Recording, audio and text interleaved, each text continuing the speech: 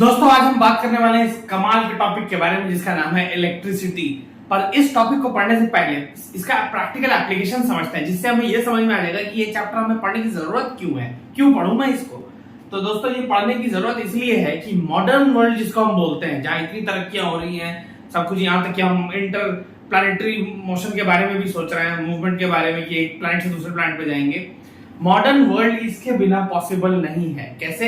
इसके जो एप्लीकेशंस है, सबसे पहले तो लाइट। अभी ये वीडियो रिकॉर्ड हो रहा है, ये जो लाइट जल रहा है ऊपर, जिसकी वजह से लाइट है पूरे रूम में, ये नहीं होता अगर इलेक्ट्रिसिटी नहीं होता तो। मतलब जैसे ही सूरज ढलता, गाना याद आ गया जैसे ही सूरज ढलता पूरा का पूरा प्लैनेट डार्क हो जाता बाकी प्लैनेट्स जैसा, और इंसानों को या तो कैंडल जलाना पड़ता या फिर गैस लैंप्स लैंटर्स वगैरह जलाने पड़ते, और वो बहुत ज्यादा एफिशिएंट नहीं थे, वी ऑल नो। दूसरा बहुत बड़ा एप्लीकेशन है electronics, smartphone, TV, computer, internet, long distance relationship कुछ भी नहीं होता। अभी तो ये फोन से ही रिकॉर्ड हो रहा है, तो ये जो आप अभी देख रहे हो, मुझे ये वीडियो देख रहे हो, ये सब कुछ भी नहीं होता। Third, transportation. ना गाड़ी होती, बस, ट्रेन, प्लेन, ट्राम, कुछ भी नहीं, तो ट्रांसपोर्टेशन भी पॉसिबल नहीं हो पाता। और पॉसिबिलिटी के नाम पे बस वही बुलॉक कार्ट वगैरह होता, बैलगाड़ी से जाना पड़ता इधर से उधर, वो भी बहुत एफिशिएंट नहीं होता, और हम अभी भी उसी समय में जी रहे होते हैं। उसके अलावा बहुत सारे मेडिकल फैसिलिटीज टेक्नोलॉजी के फॉर्म में आए हैं, मतलब इलेक्ट्रिसिटी की हेल्प से, जैसे पेसमेकर्स हो गए या एमआरआई मशीन्स। ये सब चीजें अगर नहीं होती तो वो लोग भी तो नहीं होते जो इन चीजों के हेल्प से जिनकी जान बची है। उसके अलावा प्रोडक्शन, कंस्ट्रक्शन, माइनिंग, ये सब भी नहीं हो पाता, क्योंकि ये सब उन टूल्स के हेल्प से ही तो होता है जो टूल्स इलेक्ट्रिसिटी डिमांड करते हैं फंक्शन करने के लिए। मॉडर्न वर्ल्ड सोच ही नहीं सकते हैं हम इलेक्ट्रिसिटी के बिना। तो जब इतना इंपॉर्टेंट रोल ये प्ले कर रहा है हमारे डे टू डे लाइफ में, तो हमें समझना चाहिए ना इस चीज के बारे में। और ये भी होगा जब हम इस टॉपिक को पूरा समझ जाएंगे ना, तब आप लिटरली अपने इर्द गिर्द जब नजर दौड़ाओगे तो आप देखोगे कि कितना बड़ा कंट्रीब्यूशन ये हमारे डे टू डे लाइफ में ये चीज कर रही है। अब समझते हैं कि इसकी स्टोरी कैसे शुरू हुई, मतलब ये इंसान के रडार में ये टॉपिक कब से आया, कैसे डेवलप हुआ और अभी किस स्टेज में। सबसे पहले दोस्तों टाइमलाइन से समझते हैं। ये है 0, इधर है बीसी यानी बिफोर क्राइस्ट, इधर है एडी मतलब आफ्टर डेथ या एनो डोमिनी। ये है 6th सेंचुरी बीसी, और इधर after death. 6th century BC में देखा गया कि एंशिएंट ग्रीक्स वो जो सिविलाइजेशन था, वहां पे समहाउ एक एक्सपेरिमेंट कंडक्ट किया गया कि एक जेमस्टोन नेम्ड एम्बर, उसको रब किया गया फर के अगेंस्ट, मतलब फर से रगड़ा गया उसको।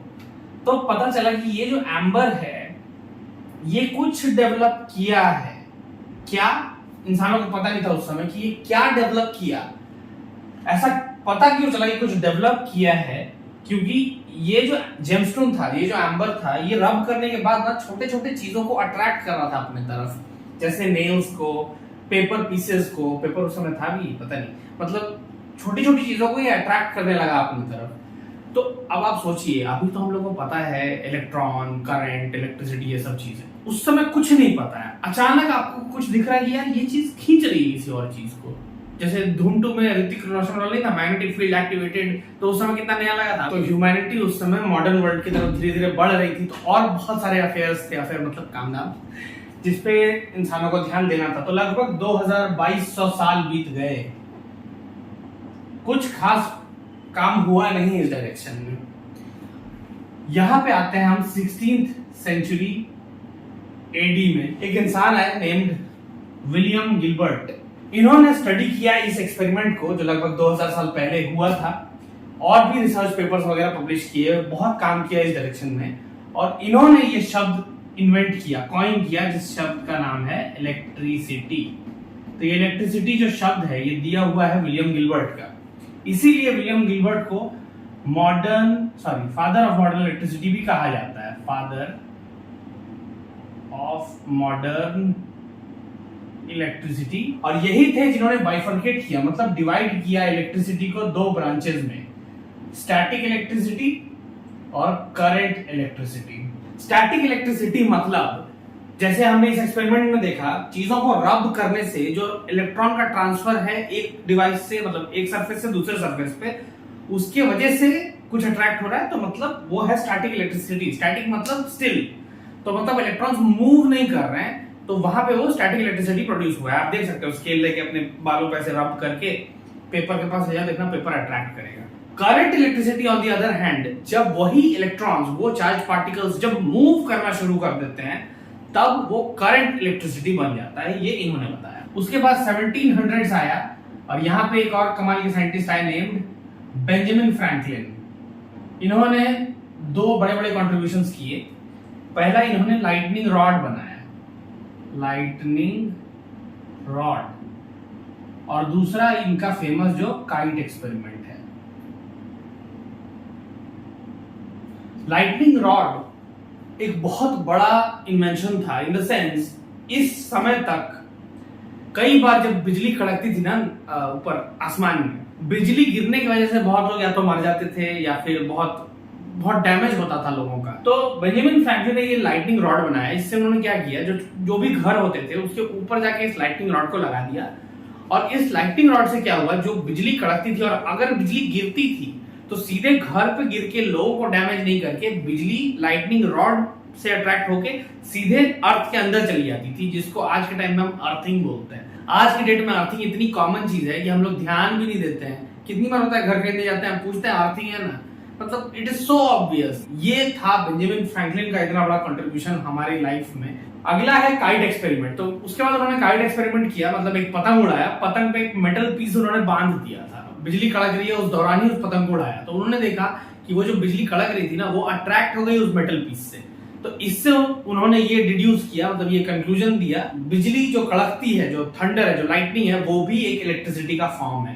तो आज जो बिजली कड़कते हुए हम देखते हैं ना, कह रहे इलेक्ट्रिसिटी है, वी नो, वो किसने बताया, वो बेंजामिन फ्रैंकलिन ने बताया। उसके बाद 1800 का टाइम आया, और 1800 के टाइम पे एक और बहुत फेमस साइंटिस्ट आए नेम हैंस क्रिस्टन ऑर्स्टेड। और ये वो इंसान थे जिन्होंने बोला कि ठीक है, करंट इलेक्ट्रिसिटी अच्छी बात है, स्टैटिक इलेक्ट्रिसिटी, उन्होंने ये सब देखा ही होगा 100%। उनका कहना था कि ये जो करंट इलेक्ट्रिसिटी की आप बात कर रहे हो ना, ये मैग्नेटिक फील्ड भी प्रोड्यूस करता है।